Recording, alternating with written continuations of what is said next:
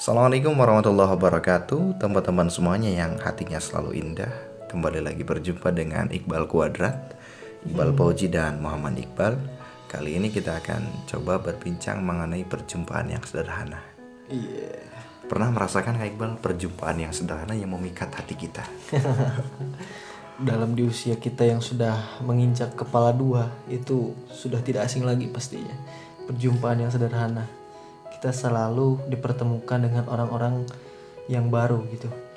Tapi kita tidak selalu juga bertemu dengan orang yang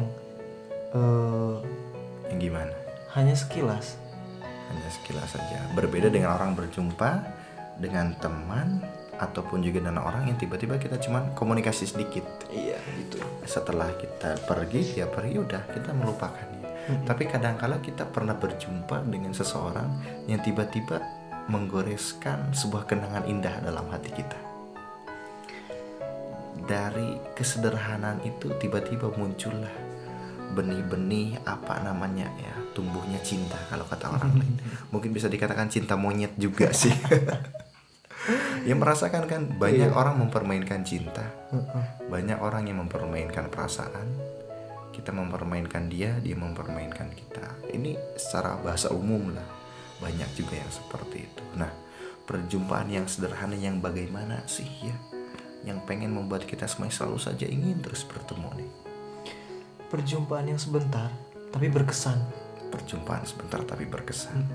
Pada intinya sepertinya berjumpa dengan seorang sahabat ya. Iya, itu pasti. Itu pasti.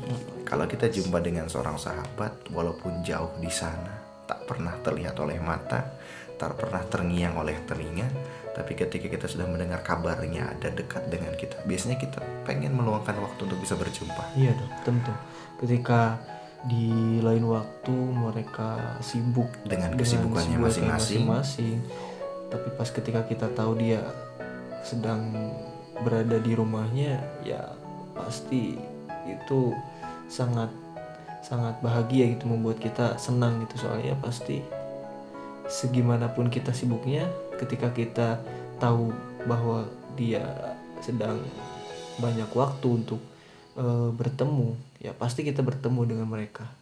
Dan pertemuan itu yang dirindukan sebenarnya. Dari pertemuan yang sederhana, bertemu di sekolah dulu sih siapa sih nggak kenal sama dia ya. Dia kelas apa, kita kelas apa, tiba-tiba berjumpa dan tiba-tiba menjadi seorang sahabat. Berbeda dengan menjadi seorang kekasih. Ketika kita menjadi seorang kekasih, biasanya ada masa berhentinya. Banyaklah orang di luar sana yang berpikir mencari kenyamanan dengan mencari seorang kekasih. Kekasih di sini, kalau seorang sahabat itu sebenarnya lebih daripada kekasih. Benar nggak sih Kak Iqbal? Kalau dalam sebuah kriteria teman bicara, saya setuju sama Kang Iqbal. Sahabat itu lebih dari seorang kekasih. Karena biasanya seorang sahabat tuh membantu di setiap kita butuh bantuan, di saat kita terpuruk. Tapi terkadang kepada seorang kekasih ada kalanya kita mendapatkan sebuah gesekan, pada akhirnya menjadi sebuah pertengkaran. Iya. Kalau sahabat, mau segimanapun kita bertengkar ya pasti nyatu lagi. Dengan waktu pasti ya kita bakal nyatu lagi. Soalnya ya ke siapa lagi kita akan butuh teman bicara. Betul. Kepada siapa lagi kita membutuhkan bantuan. Karena kebanyakan orang kalau misalkan kepada kekasih yang ada gengsi kalau kita minta tolong, iya kan? Iya, betul. Gengsi. Kebanyakan orang suka apaan sih gengsi kalau gitu. Tapi ketika kita pada sahabat, mereka sudah tahu kekurangan kita sudah tahu kekurangan dia, ya apalagi yang akan ditutup-tutupin. Dan tentunya itu kenyamanan yang hakiki gitu. Kenyamanan yang hakiki. Dan kadang-kala menjadi kepada seorang kekasih yang semu, bisa dikatakan semu kekasih. Karena harapan dan kenyataan dan kepastian ini masih menjadikan sebuah bayang-bayang. Hanya masih tahap posisi pertama, yaitu harapan. Harapannya kita pengen sama dia, kenyataannya kita dekat dengan dia, namun kepastiannya malah yang ada tiba-tiba pada akhirnya kita menjauh dengan dia. Nah itu yang bedanya kekasih dengan sahabat. Kekasih itu kita yang terlalu berekspektasi ke dia bahwa dia yang bisa membahagiakan kita. Padahal dianya sendiri kan belum tentu. Apakah menurut dia kita itu kebahagiaannya dia, atau apakah kita itu sebagai tempat batu loncatan saja, itu kan kita tidak tahu. Yang jelas intinya kalau misalkan kita lebih mencintai kekasih, itu menurut saya harus dipertimbangkan kembali. Namun di sini dalam artian tanda kutip kekasih yang di sini adalah kekasih yang belum halal ya. Kekasih yang belum halal. Nah, kita bicara tentang itu ya. Iya, bicara tentang kekasih yang belum halal. Nah, kita lihat aspek negatifnya, dan memang kalau kita bicara aspek positif, perasaan nggak ada lah. Ada, tapi cuma sebentar, hanya beberapa bulan ketika kita merasakan bahagia. Ya, hanya bahagia yang kita dapatkan, tapi negatifnya adalah kita di situ dosa ya. Berarti intinya positifnya banyak, tapi negatifnya lebih banyak. Gitu. Jadi buat teman-teman semuanya, kalau teman-teman semuanya ketika menemukan pertemuan yang sederhana, itu adalah teman kita dan sahabat kita, jaga, jangan sampai. Karena apa? Mendapatkan seorang sahabat itu sulit, melepaskannya mudah. Tapi mendapatkan seorang teman itu gampang, karena kita bisa berteman dengan siapa saja. Namun dengan seorang sahabat adalah ketika kita bisa menerimakan kekurangan kita, kelebihan kita. Berbeda dengan seorang kekasih yang semu. Kita hanya menciptakan ataupun juga memunculkan kelebihan-kelebihannya kita. Karena apa? Kita tidak pernah tahu kekurangannya dia. Walaupun tahu sekelumit, kita tutupi terus dengan bayangan-bayangan dia itu baik, dia itu baik, dia itu baik.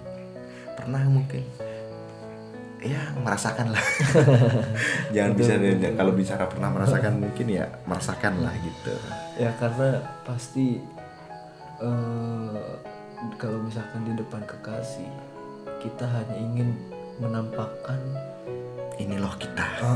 Ini kita. Kekurangan kita mah kita gak mau nunjukin gitu. Iya, biasanya kan kadang-kala pengen ketemu pinjem motor orang lain, kendaraan itu orang lain. Ekspektasi atau banyak kenyataan yang seperti itu. Kenyataan yang semu gitu, palsu. Iya, bisa dikatakan juga kan cinta monyet, biasanya cinta-cinta anak-anak remaja tuh. Aku sayang padamu, aku cinta padamu. Namun kenyataannya ketika ada satu hal yang terluka, bisa nyari lagi orang lain, bilang lagi ke orang lain, aku cinta kamu. Berhenti lagi, nyari lagi orang lain. Nah, ini menjadikan sebuah rotasi bukan rotasi lagi, berarti perputaran ini bisa menjadikan sebuah perputaran kemaksiatan. Karena kita tahu kalau kita pengen menjalani kehidupan yang bahagia adalah kita mencarikan yang pasti. Jadi dari harapan, kenyataan, dan kepastian.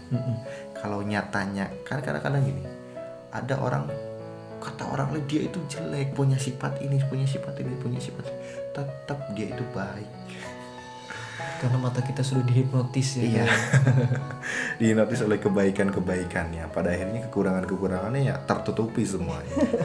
Ini bagusnya adalah kalau kita bisa menerapkan kepada teman-teman kita, sahabat-sahabat kita. Jadi kita terus melihat, buatlah 1000 alasan kebaikan, jangan sampai membuat satu alasan kejelekan. Karena bisa jadi dari satu alasan kejelekan tersebut akan menumbuhkan kebencian. Nah, jadi pada intinya, kalau kita berbicara mengenai masalah jodoh itu suatu saat akan dipertemukan. Entah dengan siapa, entah dengan yang dekat ataupun juga dengan yang jauh. Dan jika kita berjodoh, walaupun hari ini dan di tempat ini tidak bertemu, kita pasti akan tetap dipertemukan dengan cara yang lain. Itulah yang kita berdoakan. Mudah-mudahan kita mendapatkan jodoh yang baik dengan pertemuan yang tidak disangka-sangka. Betul. Amin. Tapi ingat, jangan pacaran.